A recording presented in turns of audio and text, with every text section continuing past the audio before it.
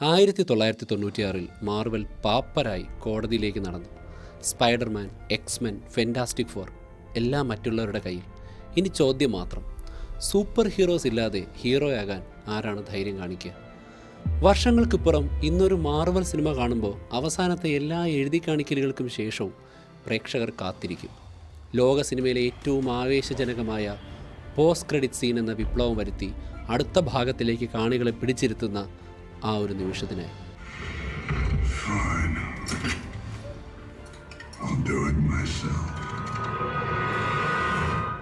അതേ ആവേശത്തോടെ സിനിമ തീർന്നിട്ടും ഞാൻ തിയേറ്ററിലിരുന്നത് ലോക ചാപ്റ്റർ 1 കണ്ടപ്പോഴാണ്. ഈ യൂട്യൂബ് എപ്പിസോഡിലും എൻ്റെ ഒരു പോസ്റ്റ് ക്രെഡിറ്റ് സീൻ ഉണ്ടാവുക, അതൊരു സർപ്രൈസാണ്.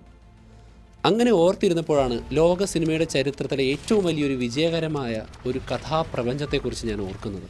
മാർവൽ സിനിമാറ്റിക് യൂണിവേഴ്സ് അഥവാ MCU. ഇന്ന് അതൊരു ഭീമനാണ്, തൊട്ടതെല്ലാം പൊന്നാക്കുന്നൊരു ബ്ലോക്ക് ബസ്റ്റർ മെഷീൻ. പക്ഷേ ഇതിൻ്റെയൊക്കെ തുടക്കം എങ്ങനെയായിരുന്നു എന്ന് നിങ്ങൾ എപ്പോഴെങ്കിലും ചിന്തിച്ചിട്ടുണ്ടോ? അതൊരു വലിയ എക്സ്പ്ലോഷനോട് കൂടിയോ അല്ലെങ്കിൽ ഒരു ബ്ലോക്ക് ബസ്റ്റർ ഹിറ്റോട് കൂടിയോ ഒന്നുമല്ല തുടങ്ങിയത്, മറിച്ച് പാപ്പരായ ഒരു കമ്പനിയുടെ നിലവിളിയുടെ നേർത്ത ശബ്ദത്തോടെയാണ്. അതിൻ്റെ പച്ചയായ സത്യം എന്താണെന്ന് വെച്ചാൽ MCU എന്നത് വലിയൊരു ലക്ഷ്യത്തിൻ്റെ ഭാഗമായി ഉണ്ടായ ഒന്നല്ല, അത് നിലനിൽപ്പിന് വേണ്ടിയുള്ളൊരു പോരാട്ടമായിരുന്നു. കയ്യിലുള്ള അവസാനത്തെ തുട്ടും പണയം വെച്ചുള്ളൊരു ചൂതാട്ടം, അതും ആരെ വെച്ച്? അത്രയൊന്നും പ്രശസ്തനല്ലാത്തൊരു സൂപ്പർ ഹീറോയെ വെച്ച്, കോമഡി സിനിമകൾ മാത്രം സംവിധാനം ചെയ്ത് പരിചയമുള്ളൊരു ഡയറക്ടറെ വെച്ച്, പിന്നെ ഹോളിവുഡിലെ ഒരു ഇൻഷുറൻസ് കമ്പനിയും തൊടാൻ മടിക്കുന്ന ആരും വിശ്വസിക്കാത്തൊരു നടനെയും വെച്ച്. ഇതൊരു സൂപ്പർ ഹീറോ കഥ മാത്രമല്ല സുഹൃത്തുക്കളെ, ഇത് ജീവിതത്തിൽ ഒന്നും നഷ്ടപ്പെടാനില്ലാത്തൊരവസ്ഥയിൽ നിന്ന് കിട്ടുന്ന ഒരുതരം ഭീകരമായ സൗന്ദര്യത്തിൻ്റെയും ലോകത്തെ മാറ്റിമറിക്കാൻ കഴിവുള്ള അതിൻ്റെ ശക്തിയുടെയും കഥയാണ്.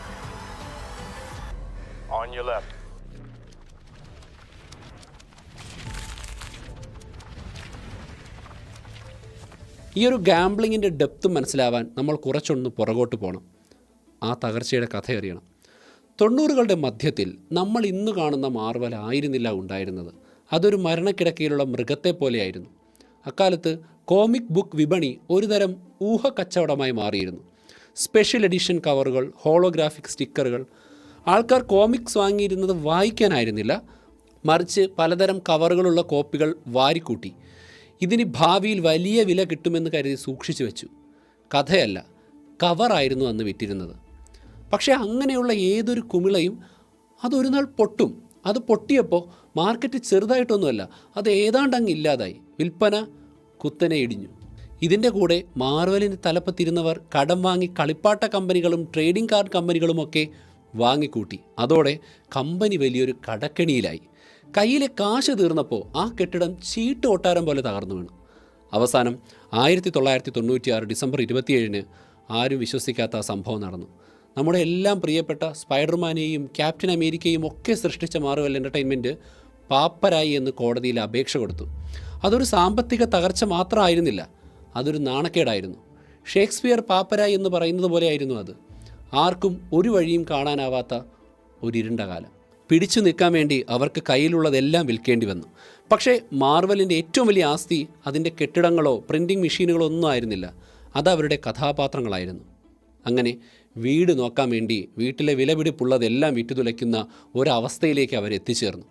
അവരുടെ ഏറ്റവും പ്രിയപ്പെട്ട കഥാപാത്രങ്ങളുടെ സിനിമ എടുക്കാനുള്ള അവകാശം അവർ മറ്റു സ്റ്റുഡിയോകൾക്ക് ലീസിന് കൊടുക്കാനും വിൽക്കാനുമൊക്കെ തുടങ്ങി. കിരീടത്തിലെ രത്നമായ സ്പൈഡർമാൻ സോണി കൊണ്ടുപോയി. അവരുടെ കോമിക് ലോകത്തിൻ്റെ നെടുംതൂണുകളായ എക്സ്മെന്നും ഫെൻറ്റാസ്റ്റിക് ഫോറും 20th സെഞ്ച്വറി ഫോക്സ് കൊണ്ടുപോയി. ഹൾക്കിനെ യൂണിവേഴ്സലിന് പാട്ടത്തിന് കൊടുത്തു. അധികം പ്രശസ്തനല്ലാത്ത ബ്ലേഡിനെ പോലും ന്യൂ ലൈൻ സിനിമയ്ക്ക് വിറ്റു. പക്ഷേ ആ കച്ചവടത്തിലെ വ്യവസ്ഥകളായിരുന്നു ഏറ്റവും ദയനീയം. ആ സിനിമകൾ കോടികൾ വരുമ്പോൾ അതിൻ്റെ ബോക്സ് ഓഫീസ് വരുമാനത്തിൽ നിന്നൊരു പങ്ക് പോലും മാർവലിന് കിട്ടിയിരുന്നില്ല. അവർക്ക് കിട്ടിയത് ചെറിയൊരു തുകയും പിന്നെ കച്ചവടത്തിൽ നിന്ന് തുച്ഛമായൊരു കമ്മീഷനും മാത്രം. ഒന്ന് ആലോചിച്ച് നോക്കൂ, 2002 സാം റൈമിയുടെ സ്പൈഡർമാൻ സിനിമ ലോകം മുഴുവൻ $821 മില്യൺ വാരിക്കൂട്ടി. അങ്ങനെ അതൊരു ഇൻഡസ്ട്രി ഹിറ്റായപ്പോൾ അതിൻ്റെ യഥാർത്ഥ ഉടമകളായ മാർവലിന് അതിൽ നിന്ന് കാര്യമായൊന്നും കിട്ടിയില്ല. അവരുടെ സ്വന്തം കുഞ്ഞിനെ വെച്ച് മറ്റൊരാൾ കോടികൾ കൊയ്യുന്നതൊരു ഗ്ലാസ് ഭിത്തിക്കപ്പുറത്ത് നിന്ന് ദയനീയമായി കാഴ്ചക്കാരായി നോക്കി നിൽക്കേണ്ട അവസ്ഥ വന്നു.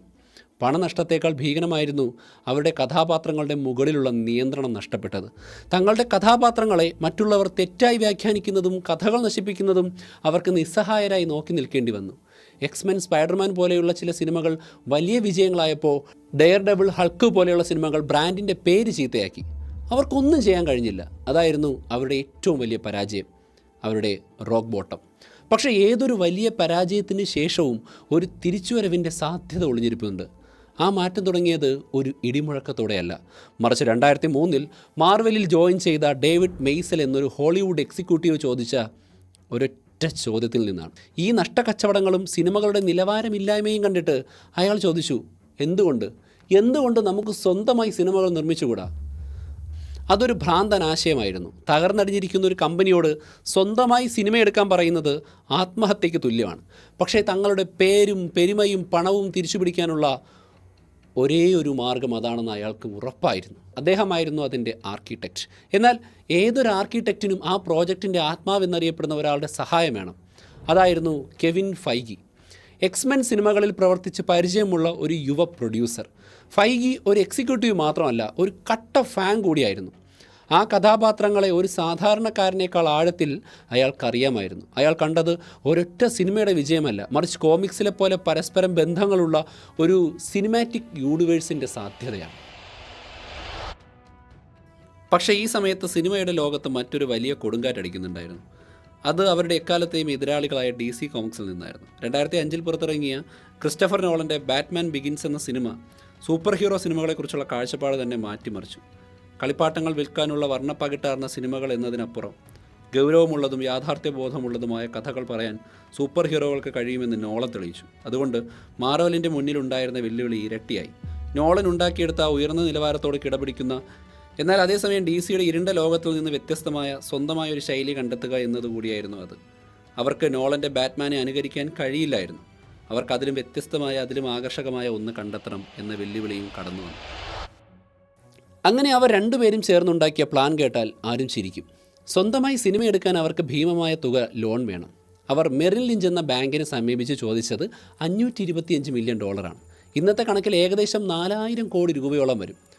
ഒരു ബാങ്ക് വെറുതെ അത്രയും വലിയ തുക തരുമോ? അവർക്ക് ഈട് വേണം, ജാമ്യം വേണം. സിനിമ പൊട്ടിയാൽ അവർക്ക് വിലപിടിപ്പുള്ള എന്തെങ്കിലും തിരിച്ചു കിട്ടണം. പക്ഷേ മാർവലിൻ്റെ കയ്യിൽ ഈട് വയ്ക്കാൻ ഒന്നുമില്ല. കാരണം അവരുടെ വിലപിടിപ്പുള്ള സൂപ്പർ ഹീറോസ് ഒക്കെ ഓൾറെഡി ആ സമയത്ത് മറ്റുള്ളവരുടെ കയ്യിലാണ്.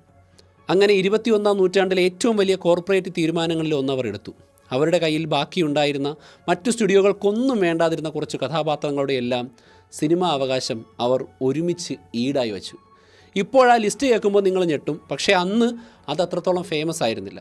സോ ആഗോളതലത്തിൽ ആർക്കും വേണ്ടാത്ത ക്യാപ്റ്റൻ അമേരിക്ക, സ്പൈ ആയ നിക് Fury, Black Panther, Andaman, Hawkeye, doctor strange, പിന്നെ ഇവരെ എല്ലാം കൂട്ടിയോജിപ്പിക്കുന്ന അവഞ്ചേഴ്സ് എന്ന ആശയവും. ഇപ്പം നിങ്ങൾക്കിത് വിശ്വസിക്കാൻ പറ്റുമോ? ഇല്ല. ഇന്ന് ഇവരാണ് ഏറ്റവും വലിയ സൂപ്പർ ഹീറോസ്. പക്ഷേ അന്ന് അങ്ങനെ ആയിരുന്നില്ല. ആ ലോണിൻ്റെ വ്യവസ്ഥ അതിക്രൂരമായിരുന്നു. അവരുടെ ആദ്യത്തെ സിനിമ, ഒരൊറ്റ സിനിമ ബോക്സ് ഓഫീസിൽ പരാജയപ്പെട്ടാൽ ഈ പറഞ്ഞ സൂപ്പർ ഹീറോസിനെയും ആ ബാങ്ക് കൊണ്ടുപോകും. മാർവൽ എന്ന കമ്പനി അതോടെ തീരും. ഇത് സത്യത്തിലൊരു ചൂതാട്ടമല്ലേ? കമ്പനിയെ മൊത്തത്തിൽ പണയം വെച്ചുള്ള ഒരൊറ്റ ചൂതാട്ടം. അങ്ങനെ എല്ലാം പണയം വെച്ച് അവർക്കൊരു സിനിമ എടുക്കണം. ആരെ വെച്ച് തുടങ്ങും? ആരെയാണ് തങ്ങളുടെ ഭാവി മുഴുവൻ പണയം വെച്ച് അവർക്ക് അവതരിപ്പിക്കാൻ കഴിയുക? അവർ തിരഞ്ഞെടുത്തത് അമേരിക്കയുടെ പ്രതീകമായ ക്യാപ്റ്റൻ അമേരിക്കയെയോ ദൈവമായ തോറിനെയോ അല്ല. അവർ തിരഞ്ഞെടുത്തത് ടോണി സ്റ്റാർക്കിനെയാണ്. അതൊരു ബുദ്ധിപരമായിട്ടുള്ള നീക്കമായിരുന്നു. കാരണം അയൺമാൻ്റെ സിനിമാ അവകാശം പല സ്റ്റുഡിയോകളുടെ കയ്യിലൂടെ മാറിമറിഞ്ഞ് അവസാനം മാർവലിൻ്റെ കയ്യിൽ തന്നെ തിരിച്ചെത്തിയിരുന്നു. അവർക്കതിൻ്റെ പൂർണ്ണ ഉടമസ്ഥാവകാശവും ഉണ്ടായിരുന്നു. പക്ഷേ അതിലുപരി അതൊരു ഗംഭീരമായ ക്രിയേറ്റീവ് തീരുമാനമായിരുന്നു.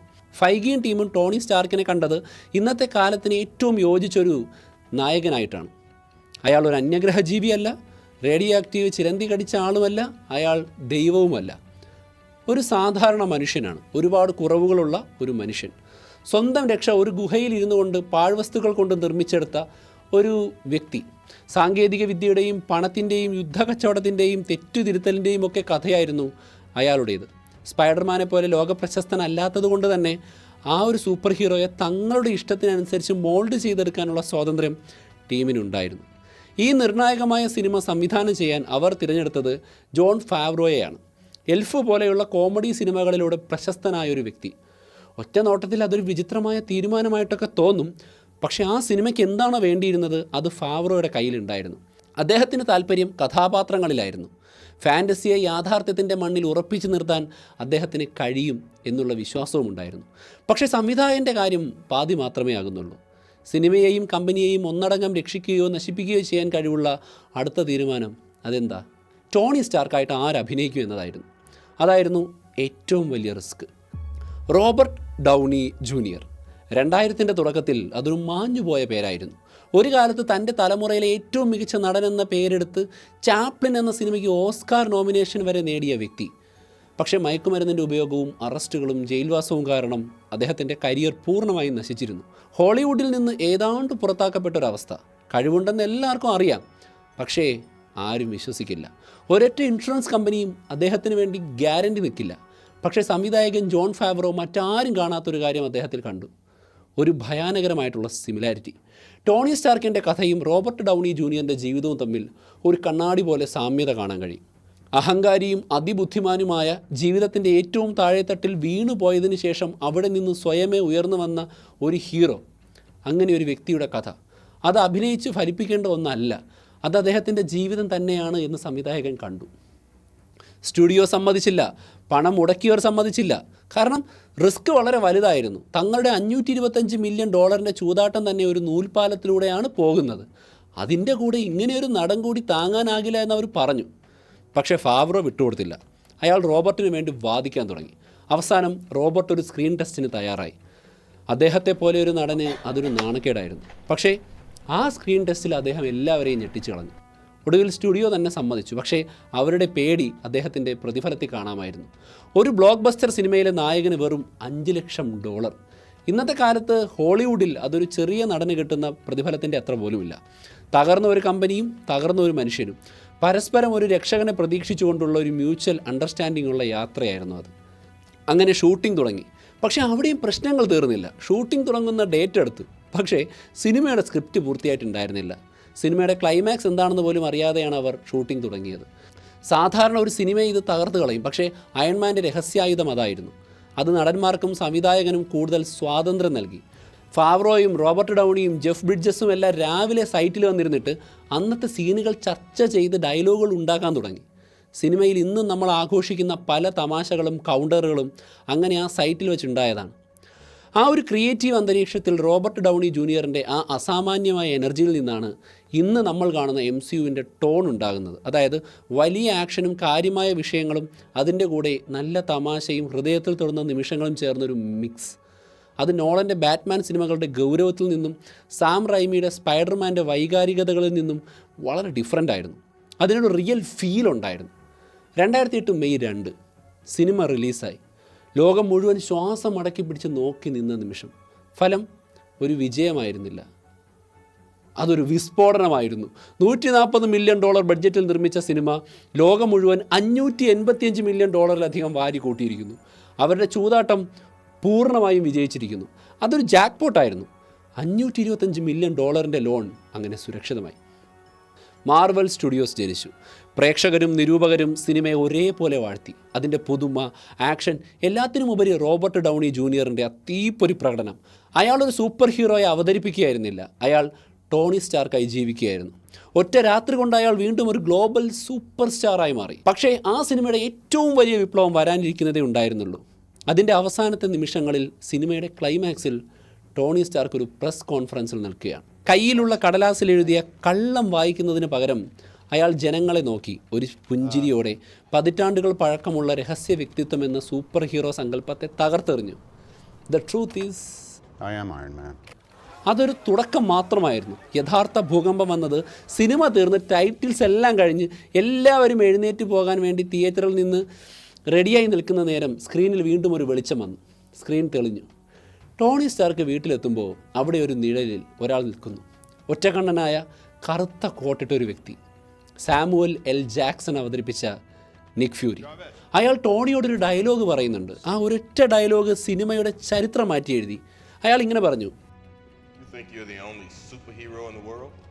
Mr. Stark, you've become part of a bigger universe. You just don't know it yet. Who the hell are you? Nick Fury, director of S.H.I.E.L.D. Oh. I'm here to talk to you about the Avenger Initiative. ആ 11 വാക്കുകൾ അതൊരു dialogue ആയിരുന്നില്ല, അതൊരു വാഗ്ദാനമായിരുന്നു. തിയേറ്ററിലിരിക്കുന്ന ഓരോ പ്രേക്ഷകനും കൊടുത്ത വാഗ്ദാനം. ഇതിവിടെ തീരുന്നില്ല, ഇതൊരു തുടക്കം മാത്രമാണെന്നുള്ള വാഗ്ദാനം. അതോടെ നമ്മുടെ സിനിമ കാണുന്ന രീതി തന്നെ മാറി. നമ്മളൊരു സിനിമയുടെ മാത്രം പ്രേക്ഷകരല്ലാതെയായി, വരാനിരിക്കുന്നൊരു വലിയ കഥയുടെ ഭാഗമായി, അടുത്തതെന്ത് എന്ന് ആകാംക്ഷയോടെ കാത്തിരിക്കുന്ന ആരാധകരായി മാറി നമ്മൾ. തിരിഞ്ഞു നോക്കുമ്പോൾ നമുക്ക് മനസ്സിലാക്കാം, മാർവലിൻ്റെ ഏറ്റവും വലിയ ദൗർബല്യം അവരുടെ ഏറ്റവും വലിയ ശക്തിയായി തന്നെ മാറിയിരുന്നു. അവരുടെ കയ്യിൽ വലിയ വലിയ സൂപ്പർ ഹീറോസ് ഇല്ലാതിരുന്നത് കൊണ്ടാണ് അവർക്ക് അയൺമാനെ പോലെയുള്ള ഒരാളെ വെച്ച് പരീക്ഷണം നടത്താൻ പറ്റിയത്. കഥാപാത്രങ്ങളിലും കഥയിലും ശ്രദ്ധ കേന്ദ്രീകരിക്കേണ്ടി വന്നത്. റോബർട്ട് ഡൗണി ജൂനിയറിൻ്റെ കരിയർ രക്ഷിച്ചത് അയൺമാനാണ്. തിരിച്ച് മാർവലിനെ രക്ഷിച്ചത് റോബർട്ട് ഡൗണി ജൂനിയറാണ്. അവരുടെ രണ്ടുപേരുടെയും തകർച്ചയുടെയും ഉയർത്തെഴുന്നേൽപ്പിൻ്റെയും കഥകൾ പരസ്പരം കെട്ടുപിണഞ്ഞു കിടക്കുന്നു. അയൺമാൻ ഒരു ബ്ലൂ പ്രിൻ്റ് ആയിരുന്നു. വരാനിരിക്കുന്ന എല്ലാ മാർവൽ സിനിമകളുടെയും സ്വഭാവം അതിലുണ്ടായിരുന്നു. തമാശ, ഹൃദയം, കഥാപാത്രങ്ങൾക്കുള്ള പ്രാധാന്യം, മികച്ച കാസ്റ്റിംഗ്, എല്ലാത്തിനുമുപരി ഒരു സിനിമാറ്റിക് യൂണിവേഴ്സ് എന്ന വിപ്ലവകരമായിട്ടുള്ള ആശയം. ആ ചൂതാട്ടം വിജയിച്ചു, സങ്കല്പങ്ങൾക്കപ്പുറമുള്ള വിജയം. മാർവൽ പിന്നെ കഥാപാത്രങ്ങൾ മറ്റുള്ളവർക്ക് വിൽക്കുന്ന പാപ്പരായ ഒരു കമ്പനി ആയിരുന്നില്ല, അതൊരു ശക്തമായ ഹോളിവുഡ് സ്റ്റുഡിയോ ആയിരുന്നു. കയ്യിലൊരു ബ്ലോക്ക് ബസ്റ്റർ ഹിറ്റും ഒരു ഗ്ലോബൽ സൂപ്പർ സ്റ്റാറും പറയാൻ ഒരുപാട് കഥകളുമുള്ളൊരു സ്റ്റുഡിയോ. ആ യൂണിവേഴ്സിൻ്റെ ആദ്യത്തെ കല്ല് അവർ സ്ഥാപിച്ചു കഴിഞ്ഞിരുന്നു. ഇനി തെളിയിക്കേണ്ടത് ഇതൊരു ഒറ്റത്തവണത്തെ ഭാഗ്യമല്ല എന്നായിരുന്നു. അവർക്കിത് വീണ്ടും ആവർത്തിക്കാൻ കഴിയുമെന്ന് ലോകത്തെ ബോധ്യപ്പെടുത്തണമായിരുന്നു.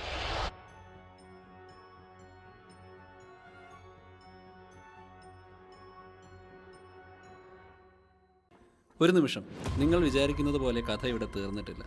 അപ്പോൾ സ്വാഭാവികമായും ഒരു ചോദ്യം വരും.